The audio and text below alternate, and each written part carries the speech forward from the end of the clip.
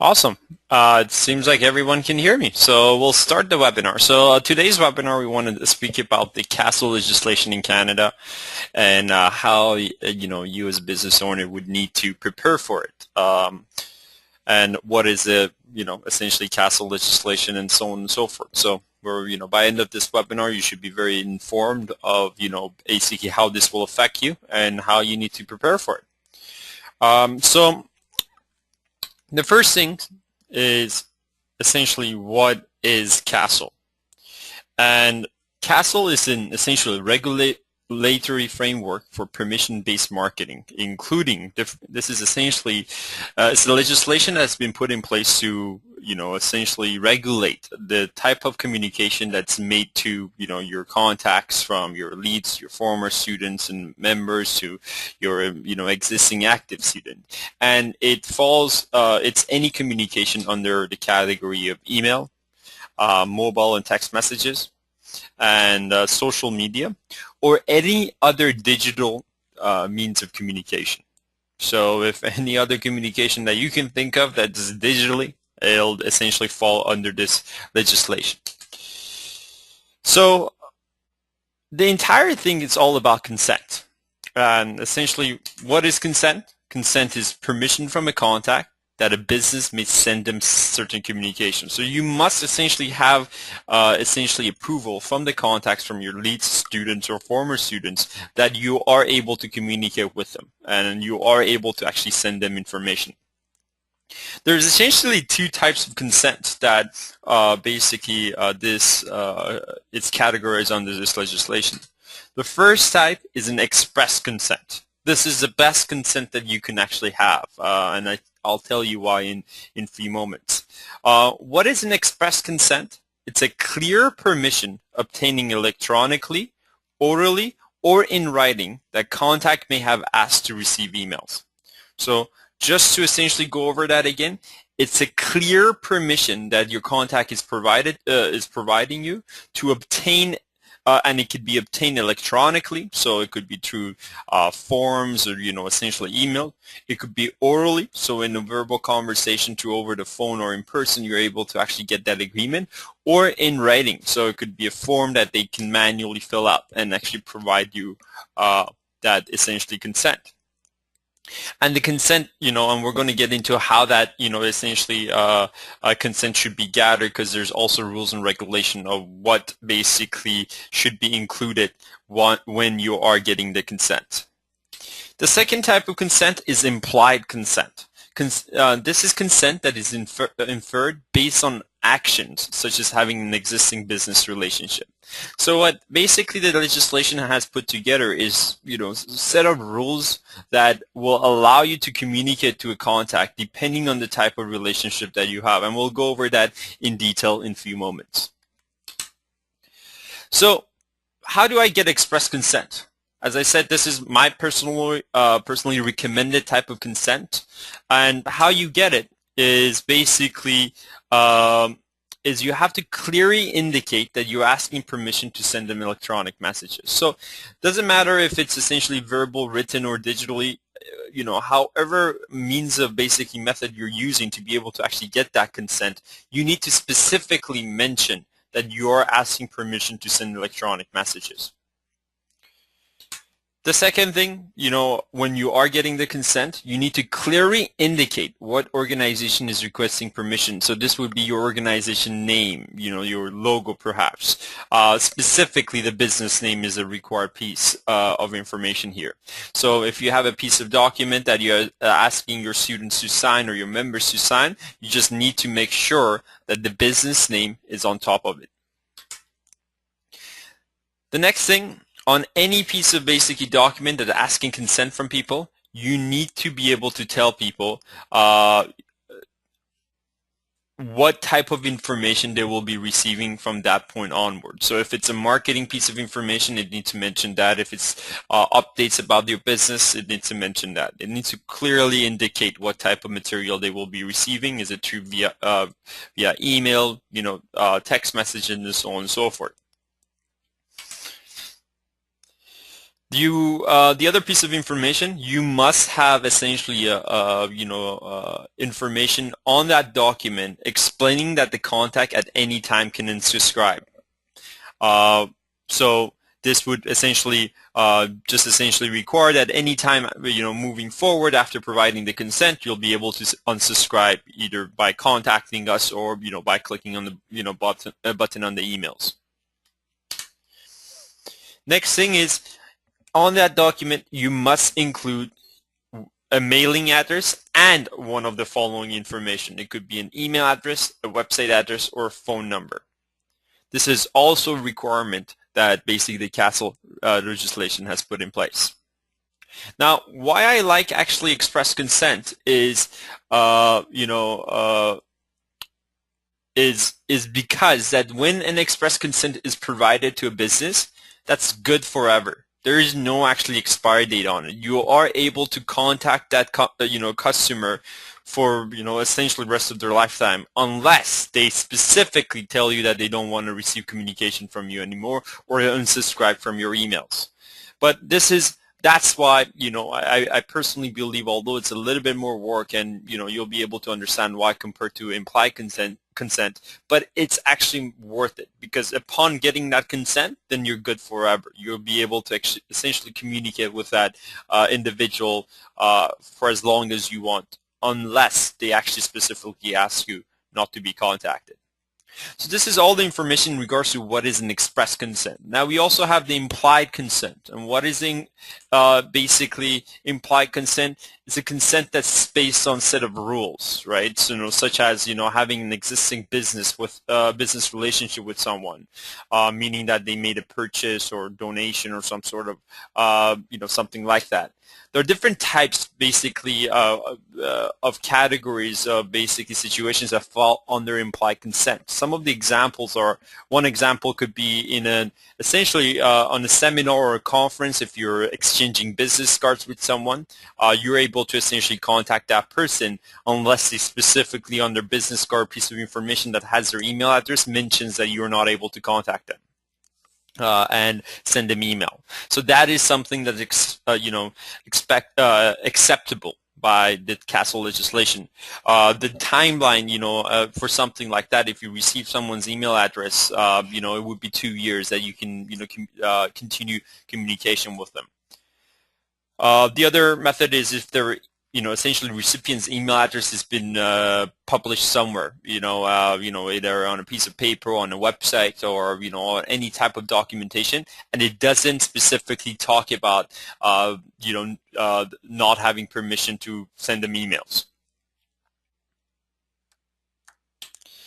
Another kind of example is a customer that just recently made a purchase or made a donation towards your business. That's also a category that under CASL legislation, it allows you to actually communicate to those type of people. Next thing is anyone that's kind of under any type of agreement with you. So if you guys have a student or a member agreement with your basically members, technically, as long as you're actually in the agreement, you're able to actually communicate with them. Upon expiry of the agreement, you have also 2 years from that point onwards to still communicate to essentially what quote unquote your former customers. So the only challenge with this is, the implied consent is great because that means that you can, still communicate to your students without any issues. However, the biggest issue is that there is a timeline that, essentially there's a clock that will end after the 2-year mark. So you must, essentially renew that relationship one way or another, or get express consent from that contact. So the question that everyone asks, and most people are actually very nervous about it right now, is what's going to happen with my existing contacts? Well, simply, you must get, or it's best for you to get express consent from everyone. Now, as I mentioned, earlier, if there are still active clients with you or they recently ended their relationship with you, you still have some time to be able to contact them. But it's best for you to start actually, try getting the express consent from them now. One thing is right now, most customers in Canada are very aware of this situation, as most of the businesses are contacting them one way or another to be able to get the consent. So it's a perfect timing right now to be able to actually go after that. Now you can, get the express consent through any of the methods that we previously spoke about. Digitally, for example, using an email or an online form. You can get it through a phone or written, like, essentially a written document that they can sign. And all of this is essentially a method that you can contact them. Having said that, again, you have implied consent to be able to contact your existing customers who are in contract with you. In addition, any customer that's recently left you, you have up to 2 years to be able to contact them. One thing that is going to potentially help you in improving your rate in getting consent is maybe offering something in return. If you send email to everyone, it's very likely that you're not going to get a response from every single contact that you have. However, by offering some giveaways such as discounts to your Pro Shop items or to your store, coupons that they can use on certain products, or maybe even a download of an ebook if you essentially are able to actually put that together. These are all great methods to be able to create more incentive for people to consent or provide that consent to you. One thing that it's kind of good for us to know is that there is a part of the legislation that allows us to have a grace period up until July 1st of 2017. Now, what this means, this is very important, and you shouldn't rely on this, but essentially what the government is saying is up to July 1st of 2017, if for your existing contacts that you have today, not the new ones that you're going to gain after July 1st of this year, but the existing contacts that's in your database today, if you still,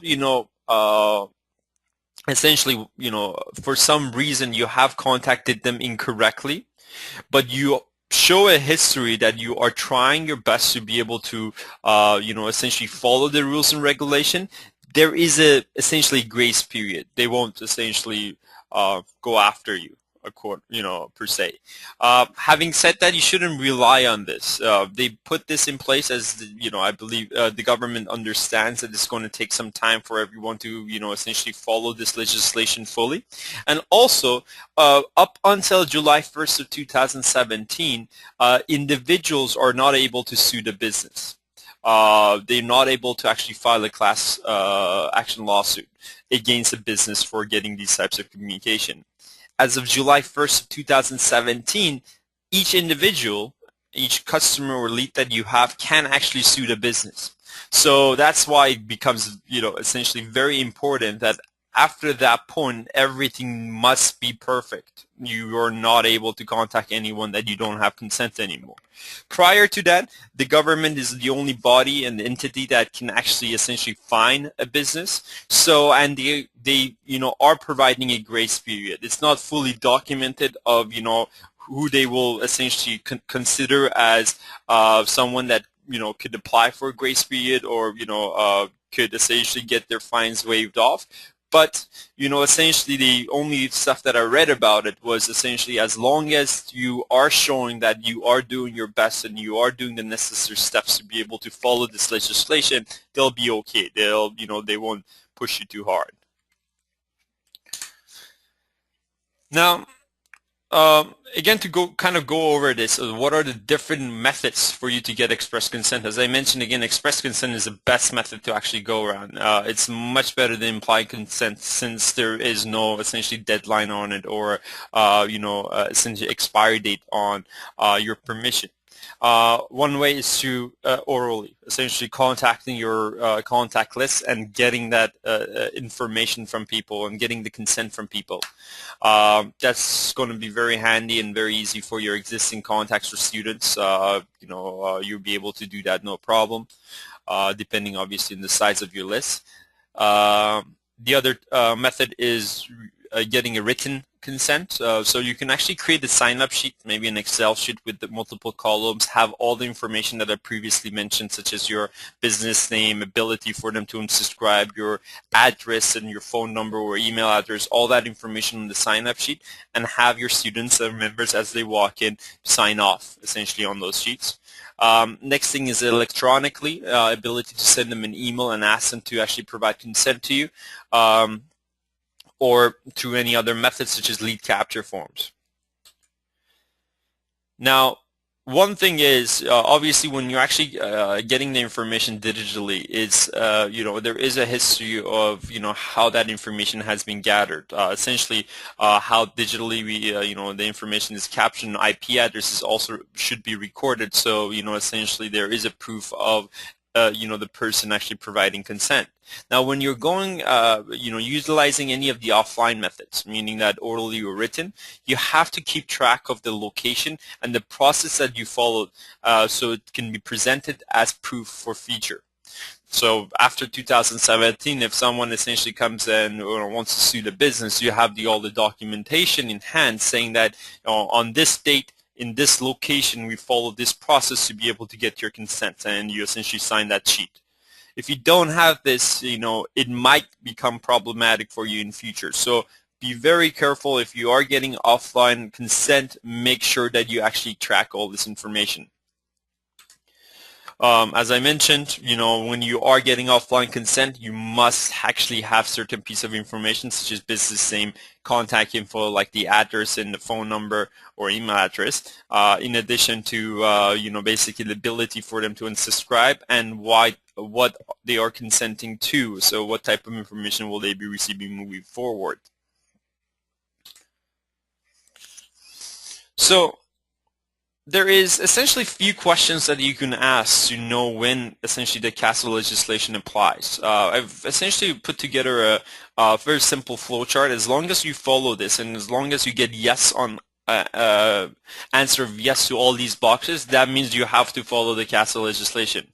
If any of the answers here is no, then that means that you don't really fall under this legislation and you can communicate using the similar rules and regulation that was applied to you in the past. So the first question to always ask is this message electronic? Was this message sent by text, voice broadcast, or essentially any type of voice mechanism, video, image, or email? These are essentially the methods that are considered quote-unquote as electronic messages. So as long as your message doesn't fall within these categories, you're good. You can communicate using the under the same rules and regulations as before. If it falls under any of these categories, essentially you're right now considered as you need to follow the CASL legislation. The next question is, do you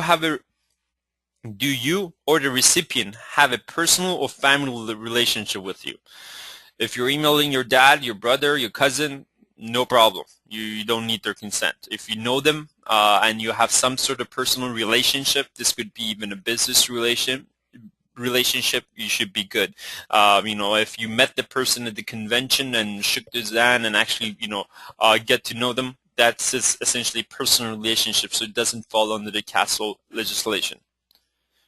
The next question to ask is this message sent from or received by a computer system in Canada? So if you're contacting your customers, you're located in Canada and contacting customers in USA, that will still essentially this CASL legislation apply to you, or vice versa. If you're contacting essentially someone in Canada, essentially that legislation still applies to you. The next thing is this communication considers commercial activity? And this also, as commercial activity, they have a definition for nonprofit as well. So nonprofit also falls under this commercial activity category. So if you're sending any type of marketing information, that's considered as commercial activity. So as long as the answer to these boxes or these questions are yes, you must follow these rules and regulations. There's really no ifs and buts about it. Now, the tough question is always, okay, what happens if I don't comply? A lot of people that I've asked, they say, oh, this is essentially, it's not going to hurt my business. They're not going to come after just my shop. My school is much smaller, or my studio is much smaller for government to come after it. Honestly, none of us here, or really anywhere other than the anyone other than government entities are able to actually fully answer this question and tell you that you're safe or not. It's essentially like filing taxes and getting audited. It could happen to anyone, technically based on the rules. However, this doesn't mean that you should stop marketing.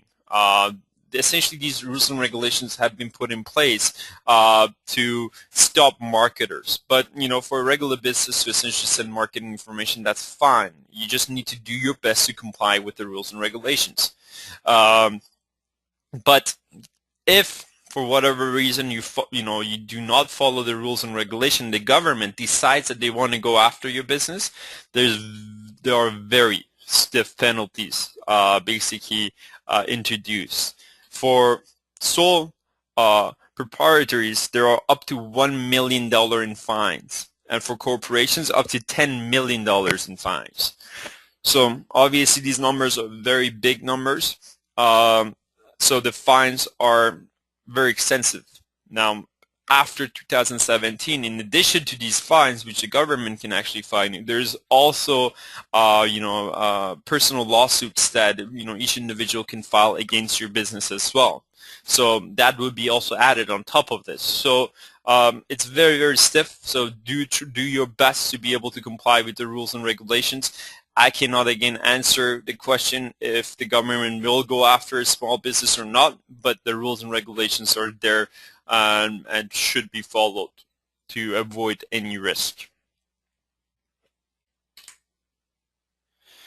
So there are a couple of dates that you really need to save, and you really need to know it off heart. And these dates are July 1st of 2014, so just in a few days. And this is when the CASL legislation will fully go in effect. It will start, at that point you will start collecting and tracking expenses from all your new contacts. So moving forward, if you get a new student or new lead, you must have consent to be able to actually communicate with them. To express consent, you need essentially permission from them. Obviously, depending on type of relationship, you might again have implied consent for a set period of time. And you need to have a fully good plan of how you're going to clean up your existing contact list. To essentially to make sure that you don't communicate with people that you don't have consent, and essentially plan to essentially get consent from your existing contact list.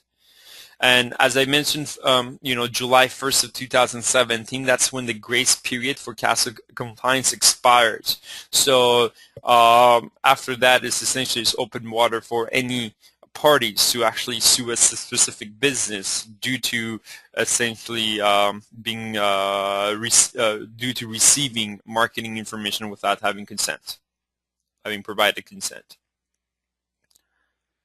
So these are very, very important dates. Make sure you remember them, especially July 1st, 2017. Now, if there are anyone in the group right now or in the webinar today that understands or knows about CAN spam, this is essentially the spam regulations in the United States, and kind of are wondering what is the difference between CASL and CAN spam. I actually put together a chart to essentially fully explain what are the differences. So with CASL legislation, that applies to all digital communication. So it doesn't matter what type of information you're sending it out, as long as it's digital information, which again falls in the category of text messages, voice broadcasts, or voice overall, email or social or any type of electronic messages falls under this category. For CAN spam, it's essentially applies to only emails that have a primary purpose of commercial. So it's very different. Actually, CASL is much more strict compared to CAN spam. The other very important, essentially, difference is that CASL follows an opt-in only, essentially, process. So meaning that the individual has to essentially opt in to receive information from you. But CAN spam regulations has an opt-out as an acceptable method, meaning that you can start emailing people, and as soon as they opt out, you shouldn't email them anymore. So CAN spam is much easier to follow in PerfectMIND, and all of our communication currently follows the opt-out and CAN spam legislation. The fines are obviously very, very different. As you see, it's between $1 to $10 million in fines for CASL versus $16,000 per violation for CAN spam. The CASL fines, again, this is per violation. So if it could add up to a much more significant number. The one thing they have in common, that both methods must have an unsubscribe mechanism. So there must be a method for people to say, I don't want to get your communication from you anymore.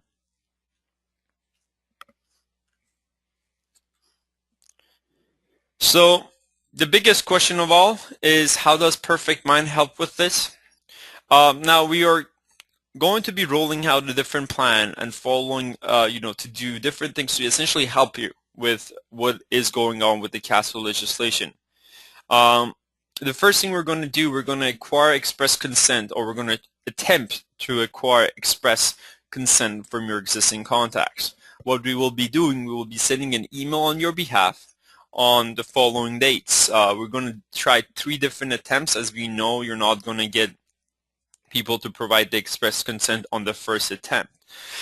So as of today, as of actually earlier today, the emails have been going out to all your contacts with your business information, all the information it requires. The email essentially will be a very generic email, saying that we do require your permission to communicate with you further, and it has all the necessary information that's required from your business. There's a button that I consent, and by them clicking on that button, the system will record that email that is essentially in the safe list to be able to be contacted moving forward. We're going to send an email on today, 27th, and on the 30th. These are the 3 essentially attempts that we're going to make on your behalf to be able to get the consent or express consent from your existing contact list. The other thing we're going to do, we're going to actually create an automated email in everyone's system that's going to automatically send an email out to receive express consent from any new contact that you put into the system. So it seems like it works like an automated email essentially, and we'll have similar type of material as has been provided in the my original point, the email that's currently going out. And those emails, you've probably seen stuff coming out from Champions Made in PerfectMIND the past couple of days. It looks exactly like that, minus the logos, obviously. And we'll have your business name and information instead. The next thing that we're going to do, we're going to, in our email system, we're going to essentially make it in a way that essentially in the background of the email system, if you send an email to all your contacts, the system is going to check which ones you have consent from and which ones you don't, and the ones that you don't are not going to receive the emails. So you will receive, and if you review your email reports, you might see a lot more, or less deliveries, because we want to protect you essentially. So if you do send an email to everyone and half of them don't have consent, we're not going to send the emails to that half. So only 50% of people are going to get the email. Some other features that will be coming soon, we're going to provide a report in the PerfectMIND system that you're going to be able to see who or what emails have made the consent, what type of consent that you have from them. Is it implied or is it expressed? In addition to that, you'll see the IP address, all the information that you legally require in case that that becomes a legal matter. And one thing you can do with that information, if you see essentially email addresses that are not part of that list that you do require to get consent from, you'll be able to utilize other methods such as contacting them through phone or getting a written consent from those people and manually add them to the list. The last method is an email template. We're going to create an email template and essentially have it saved in the template section of the emails.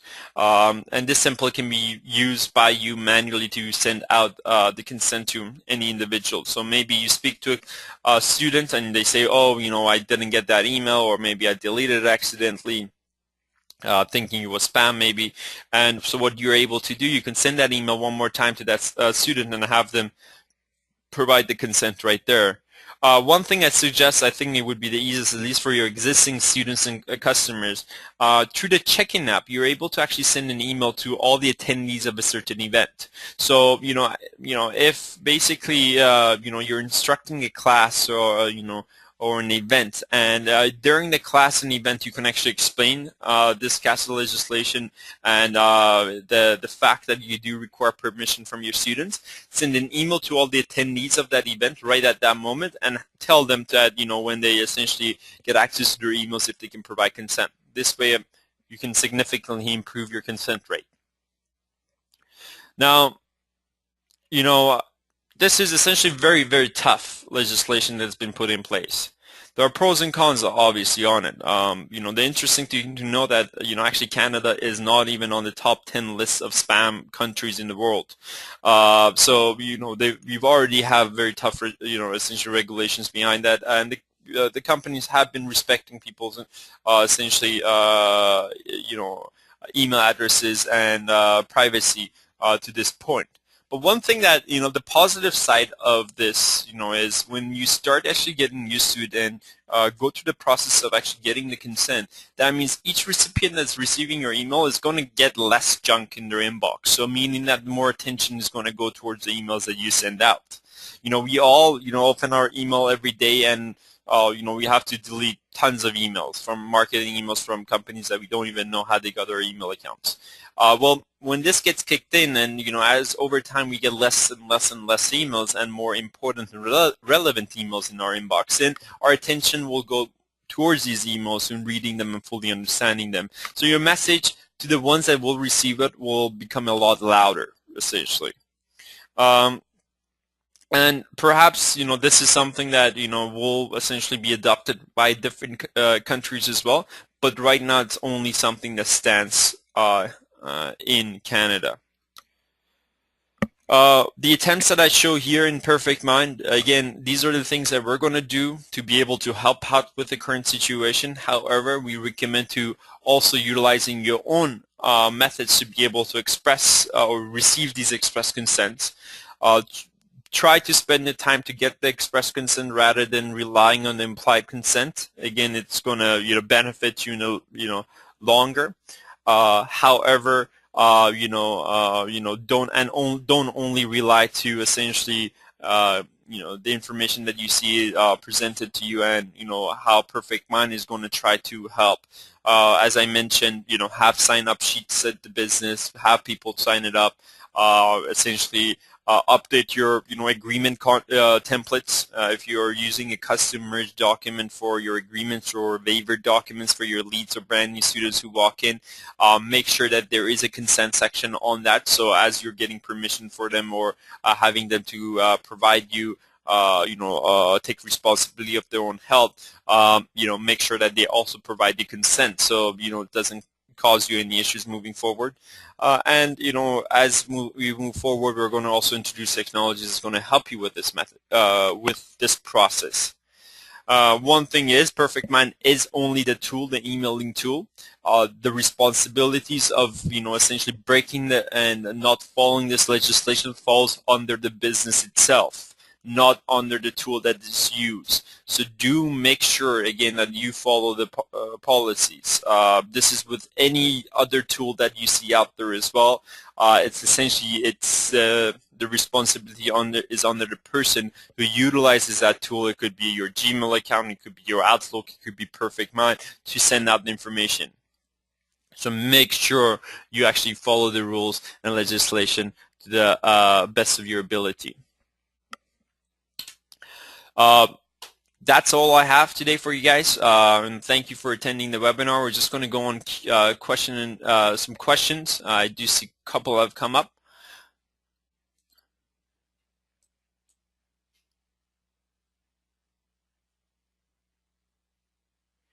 A question has came from Dorothy, and she's asked, if you do not get consent from your automatic emails to my contacts, do you delete the emails from my contacts? I have all my clients sign forms when they sign up at the studio and ask email permission, so I don't really need email consent.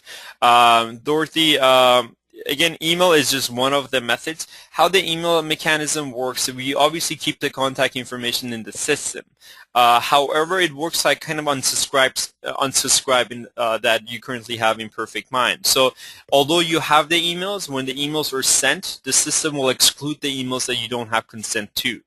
We're also going to create a mechanism that is going to allow you to manually mark a contact that has provided you consent. So this way, from the ones that you have actually had them sign a sheet at the business, you're able to go onto that contact record.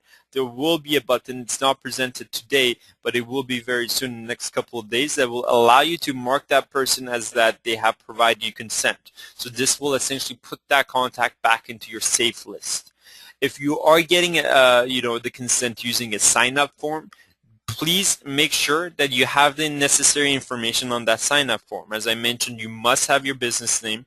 You must have essentially your business address, some other business contact info such as email address, website, or phone number, and also 2 pieces of information reflecting that the person is able to unsubscribe at any moment, in addition that they are agreeing to a specific piece of information being sent to them. So as long as you have all this information, it is completely fine for you to actually get the consent using an offline method, and then you are able to mark those contacts in the database so your future communication can go to them, from automated emails to mass emails. Jeff has asked, if contact changes their email address, will you have to get the express consent signed again? That's a very good question. I would do that just in case. Technically the consents are not on the contact or on the email address or the communication method. So I would do that just to be safe.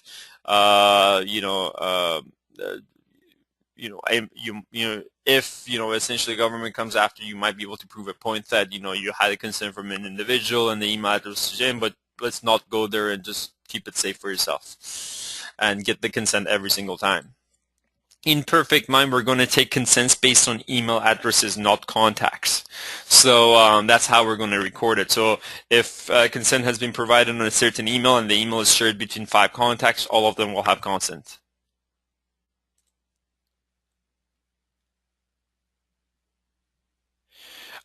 Tim has asked if I can show a slide of when CASL will essentially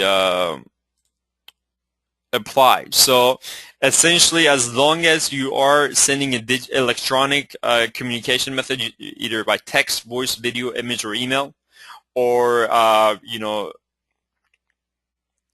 sorry, this slide, I see that I've just typed it incorrectly. And as long as you don't have a personal or family relationship with a person, or if and the message is being sent from a computer or received by a computer system located in Canada, and lastly, if its communication is considered as commercial activity. And the commercial activity, how they described it, is pretty vague, so really anything can be considered as commercial activity. If you're talking about your birthday parties, special events, anything can be a commercial activity.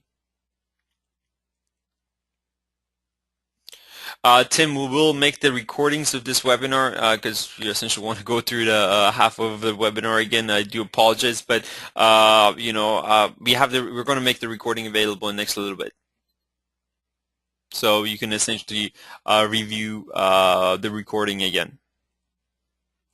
I do highly recommend everyone to essentially search CASL legislation and go to the government website and read fully about it.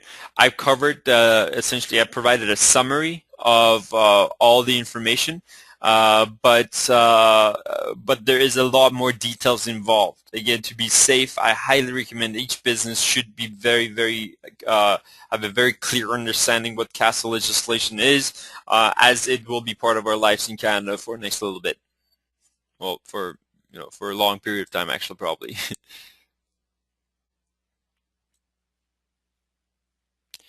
All right, we've covered all the questions that I could see right now. If you guys have any other questions, feel free to type it in now. If not, we can essentially end the session for today. We'll present or we'll make the recording available as soon as possible, so everyone who essentially want to review this webinar again, or were not able to actually attend this webinar, will be able to get a chance to actually review it. There's tons and tons of documentation information on this legislation online. So again, take that time to go through them and learn them fully, as again it will be a big part of how you communicate to your contacts in Canada moving forward. So it's very important for you to be fully aware of it.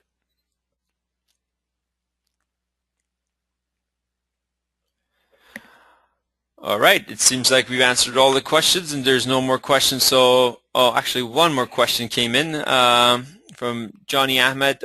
Can we add an email consent to the waiver form? Yes, absolutely.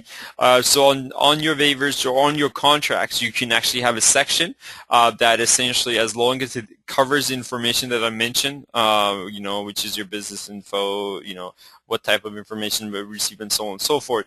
As long as it has that, you can essentially combine that with another piece of document that you're already getting to the person to sign.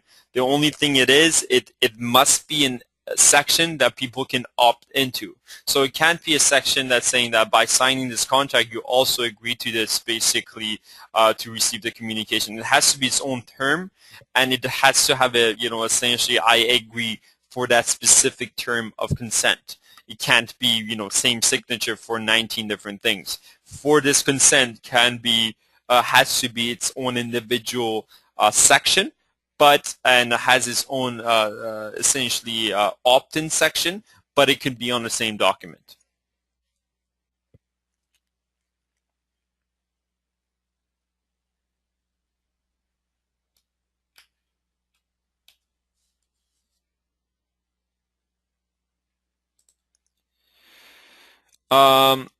Johnny has asked if signature, do you need signature or initial is enough?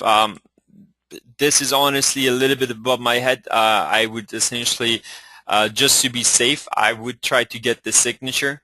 Or essentially, if you believe that's going to become problematic for you and initial is better and easier for you, I would consult to your lawyer just to double check. But, if I were you and you are getting an offline method, I would go for signature. Again, these are legal documentation, so the more you do, the better.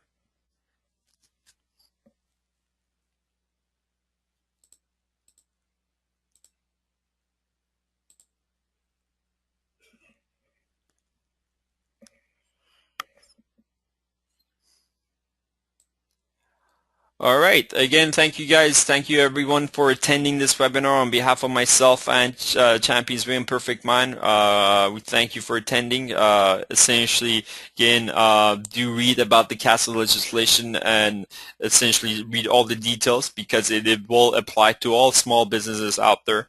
And it's a very, very important essentially legislation that, by not following it, it could significantly affect the business. So we will make the recording available very soon. And if you do have any questions, feel free to contact myself. My email address is nima@championsway.com. Thank you, and have a great day.